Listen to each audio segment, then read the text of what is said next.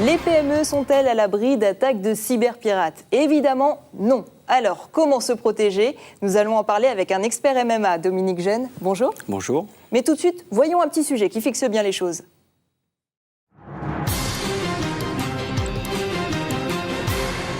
Contrairement à une idée reçue, les PME sont une cible facile des cybercriminels. Plus d'un quart d'entre elles ont déjà été victimes d'actes de cybermalveillance, selon une enquête réalisée en 2015 par la CGPME. Autre étude, autre constat, les PME subissent davantage de violations de données que les grandes structures, d'après une étude de Verizon. Face à ce risque, les assureurs peinent encore à convaincre les PME. À peine 5% des petites et moyennes entreprises seraient couvertes. La route est donc longue, de l'intention à la concrétisation. En janvier 2016, une étude du cabinet PwC révélait que 52% des entreprises françaises envisageaient de souscrire une police d'assurance pour protéger leurs données confidentielles. Mais presque un an après, rien ne semble donc avoir réellement bougé. Les entreprises les plus menacées sont celles qui vendent directement sur Internet en raison des données sensibles qu'elles détiennent. Dominique Gène, avant de vous faire réagir sur les chiffres que l'on vient de voir dans cette vidéo, je voudrais qu'on fasse un peu de pédagogie ensemble et tout d'abord que vous m'expliquiez qu'est-ce qu'on entend à travers ce mot un peu compliqué de cybercriminalité. Alors, selon le ministère de l'Intérieur, la cybercriminalité, ce sont les infractions pénales commises ou tentées à l'encontre ou au moyen d'un système d'information ou de communication, et notamment Internet. Et donc, les principales infractions sont le hacking, c'est-à-dire le piratage informatique ou le sabotage informatique, mais vous avez aussi l'escroquerie ou la fraude ou la diffamation commise au moyen d'un système d'information. Et comment les cyberpirates peuvent entrer au sein de l'entreprise à travers le net ? Alors, vous avez plusieurs modes d'intrusion dans les systèmes informatiques. Le plus courant, on va dire, c'est l'usurpation d'identité pour rentrer dans le système informatique. Donc, l'usurpation d'identité, il y a la technique du phishing, qui est donc d'envoyer un faux mail à quelqu'un avec un lien Internet qui pointe vers un site Internet qui est détenu par les pirates et qui vous incite à donner vos coordonnées bancaires, vos coordonnées de connexion au système informatique.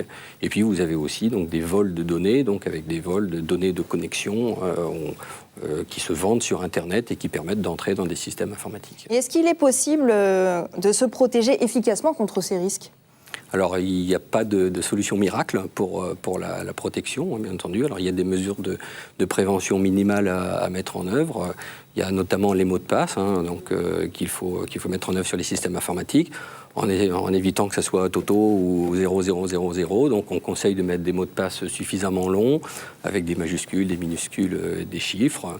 Il faut bien entendu avoir un antivirus, un firewall qui soit à jour. Il faut mettre à jour ces différents logiciels également, donc pour éviter les failles de sécurité, qu'elles soient corrigées. Voilà. Et puis après, on peut aller plus loin avec d'autres méthodes de sécurisation. Donc finalement, c'est du bon sens, mais on a l'impression que les PME ne mettent pourtant pas cela tellement en place. Oui, tout à fait. Alors nous, ce que l'on ressent, c'est qu'effectivement, les PME ont du mal à s'y mettre parce qu'elles pensent que ça n'arrive qu'aux autres. Et puis, donc, elles se disent que ça va être gourmand en ressources, tant financières qu'humaines. Voilà. Et puis, il y a au niveau de l'assurance cyber, donc une certaine nébulosité autour de cette notion, avec des polices d'assurance qui ne sont pas forcément très bien comprises par les PME. Alors du coup, pour le moment, vous avez du mal à convaincre ? Tout à fait, effectivement. Notre plus grosse tâche, c'est effectivement de convaincre les PME de s'assurer.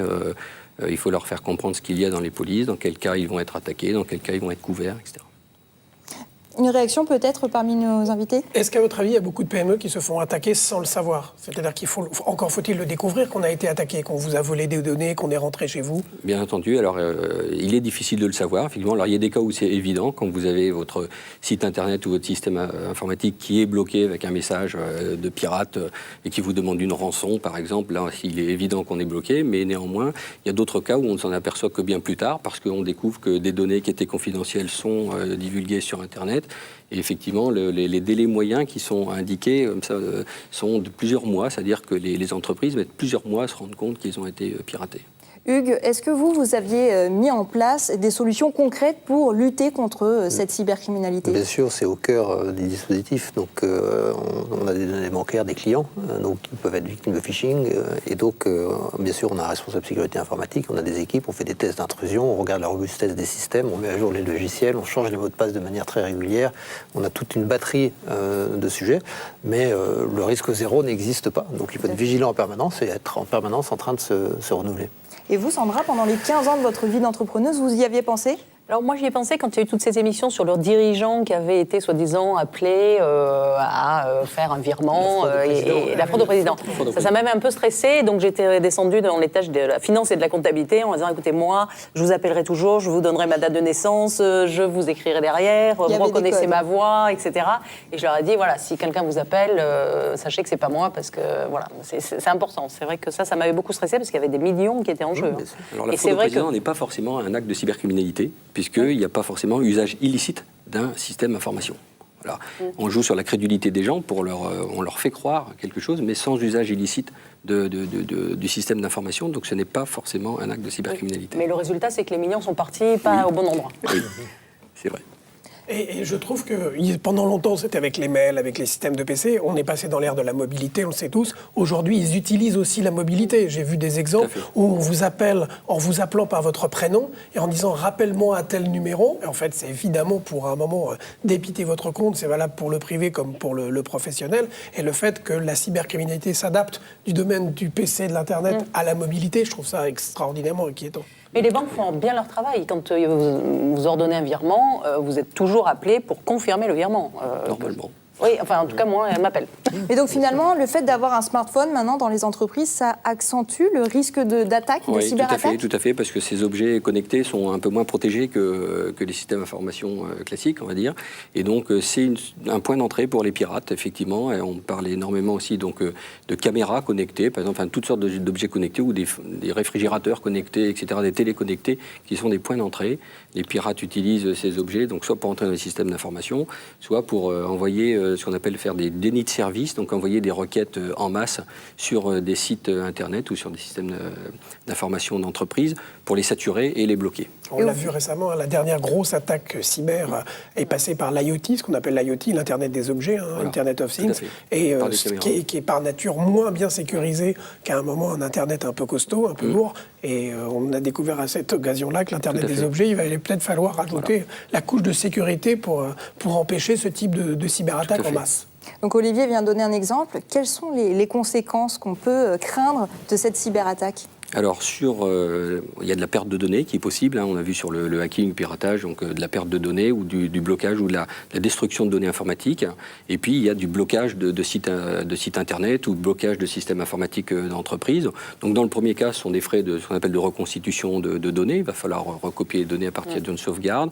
Il va falloir ressaisir des données qui n'avaient pas encore été sauvegardées.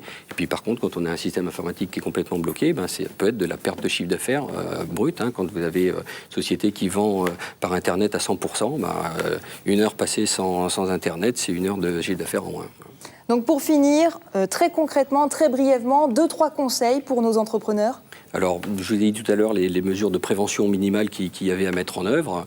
Et après, donc alors il y a un guide, l'ANSSI qui a édité un guide de l'hygiène informatique avec une quarantaine de mesures à mettre en œuvre, allant de la plus simple, comme je l'ai dit tout à l'heure sur les mots de passe, à des systèmes un petit peu plus compliqués. Et puis après, donc pour aller plus loin, pourquoi pas faire réaliser par une société spécialisée en sécurité informatique, donc un audit de sécurité de son système d'information. Et puis après, pour couvrir le risque ultime, souscrire une assurance cyber au MMA. Merci beaucoup Dominique Jeune d'avoir accepté notre invitation et merci pour ces conseils. Merci.